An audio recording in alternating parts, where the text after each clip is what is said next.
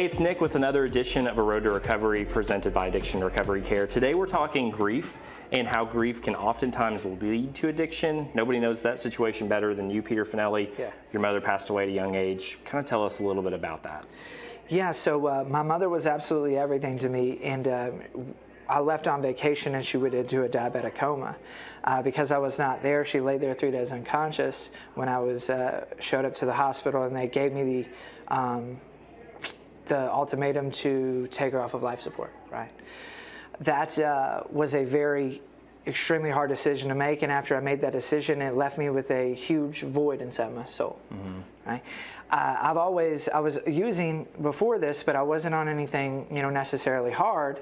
However, when that happened, it opened up this gateway into trying to find anything in order to mask that type of pain.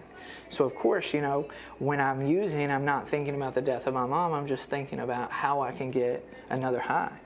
And Peter, you work with people in recovery every single day now. A lot of people that are newly in recovery. What do you say to them when they have a similar situation like you, that grief led them to addiction? I think in the beginning stages, you're still up in the air of whether you really want this life. You're very heartbroken, you're hurt, you're in pain. And the more and more as you stick and stay, right, the old saying, keep coming back, or don't leave before the miracle happens, you begin to see that absolutely nothing happens in God's world by mistake. This was something that I was able to use in order to be able to cope with the death of my mom. And, for somebody out there right now that is struggling with this, what's your advice? Man, there's a solution. That's the main thing. I never knew anything about recovery until I showed up in treatment for my first time. And I couldn't get behind it at first. Sure. The more and more I sat and listened, and I began to be honest with myself of who I was, the pain that I caused the people, and the pain that I was dealing with, was when it opened up the doors. Yeah.